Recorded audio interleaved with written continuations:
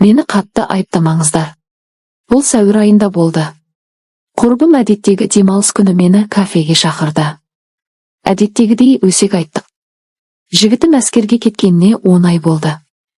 Әскерге кетпес бұрын жігітім алам деп мені итеріп қатынаста боп жүрген едік. Міне жатпағанға 10 ай бопты, шыдай алмай, қалай жынды болғанымды білсеңіздер ғой. Әсіресе сыра ішсем өз-өзіме сыймай кетем. Шынымды айтсам, жігітпен жатудан өсектен қорықтым. Сөйтіп кешкісін құрбым екеуміз сыралатып отырғанда жігітімнің досы келді. Ол менің құрбымның артынан жүгіріп көптен қырындап жүрген. Ол өзі мас болып, құрбым екеуі ұрыс шығарып. Құрбым шыдай алмай оны боқтап үйіне кетті. Жігітімнің досы тағы біреумен төбелеспесін деп, оны ертіп үйіне апармақ болдым. Үйіне келсек ешкім жоқ екен.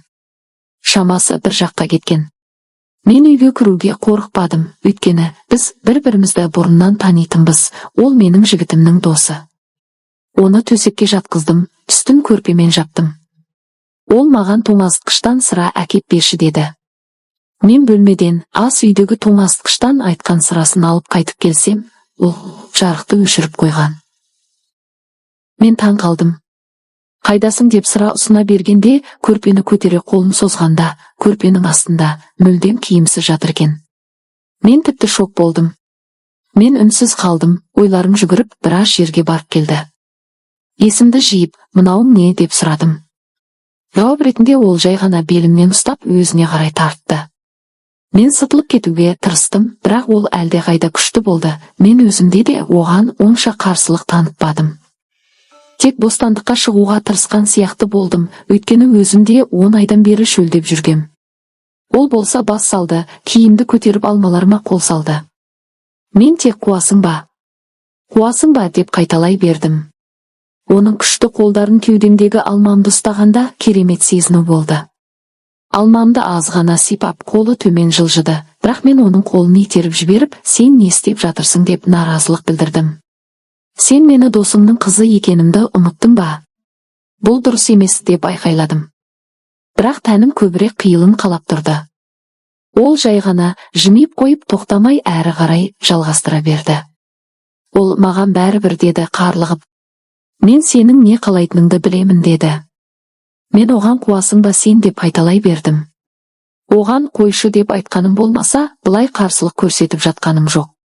Кеудедегі алмасын сипап, ұшын ауырта тістеп ұзақ отырды. Ыңырана дыбыс шығарып, өзімді әрең тежедім. Кенет мені шалқайта жатқыза бере, басы екі әрпіме жетіп, ыстық демін астымен сездім. Мен керек емес. Маған олай ұнамайды деп күбірледім. Бірақ ол тыңдамады, астымды бұрын көрмеген нәрсеме. Қатты қытығым келді, бірақ керемет болды. Оның тілі астымды шылқыта жалап, саусағы шебер қимылдағаны сонша, мен 1-2 минут ішінде ғарышқа самғап ұшып кеттім.